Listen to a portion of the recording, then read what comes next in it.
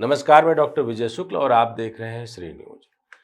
संभल के पुलिस अधिकारियों पर कार्रवाई की बात को लेकर के आम आदमी पार्टी नेता संजय सिंह ने अपना बयान दिया है।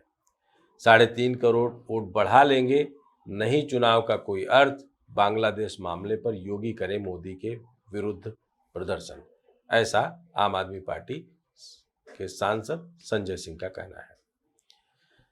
आप सांसद संजय सिंह गुरुवार शाम सुल्तानपुर में मीडिया से बात कर रहे थे। उन्होंने कहा, उत्तर प्रदेश में मतदाता सूची को लेकर एक बहुत बड़ा घोटाला हुआ है। कनाडा देश की जितनी कुल आबादी है उससे कहीं ज्यादा वोट यूपी में काट दिए गए हैं।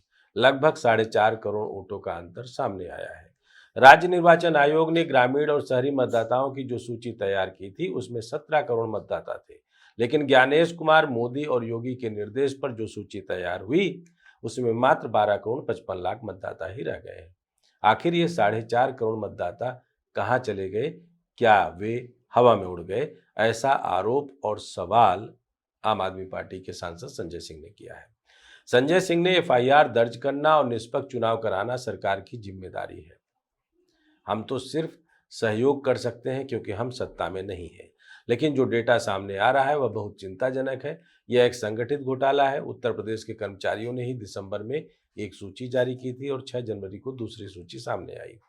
अगर सुप्रीम कोर्ट इस पर संज्ञान नहीं लेता तो लोकतंत्र खतरे में है।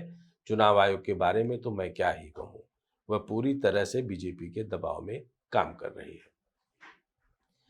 संजय सिंह इतने पर नहीं रुके। उन्होंने बोला कि भाजपा के बूथ जीतो अभियान पर व्यंग करते हुए अपनी बात रखी कि अगर भाजपा हर बूथ पर 200 वोट बढ़ाने का दावा कर रही है तो देश के 1,77,000 बूथों के हिसाब से वे लगभग 3.5 करोड़ वोट बढ़ा लेंगे। उनके मुताबिक इस तरह जो चुनाव को कोई अर्थ नहीं रह जाएगा। उनका कहना था कि उनकी पार्टी ने उत्तर प्रदेश के हर जिले में बांग्लादेश में हिंदुओं पर हो रहे अत्याचार के खिलाफ प्रदर्शन किया है। उन्होंने आरोप लगाया कि प्रधानमंत्री मोदी और अमित शाह इस मुद्दे पर इसलिए चुप है क्योंकि अडानी बांग्लादेश को बिजली सप्लाई करते हैं। उनके अनुसार व्यापारिक हितों की वजह से सरकार ठोस कदम नहीं उठा रही है।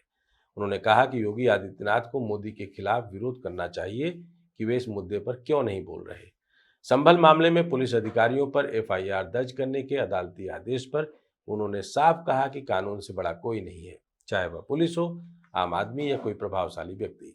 उन्होंने संभल के पुलिस अधिकारियों, विशेषकर सीओ के आचरण को कानून और न्याय के विरुद्ध बताया। उन्होंने कहा कि अब कोर्ट के आदेश के बाद इन पर सख्त कार्रवाई होनी चाहिए।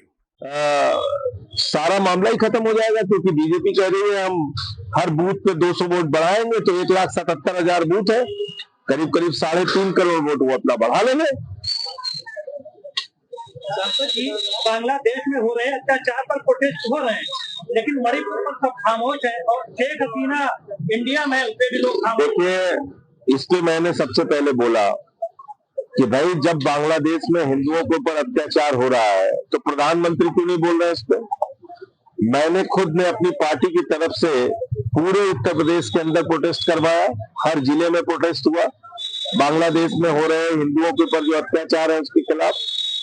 लेकिन अभी तक ना तो मोदी बोले, ना अमित शाह बोले, ना कोई केंद्र की सरकार बोल रही है। तो योगी जी को प्रोटेस्ट करना चाहिए मोदी के खिलाफ, क्यों नहीं बोल रहे हैं? क्योंकि अडानी बिजली सप्लाई करता है बांग्लादेश को। शेख हसीना को आपने हिंदुस्तान में बैठा रखा है, तो कैसे बोलेंगे?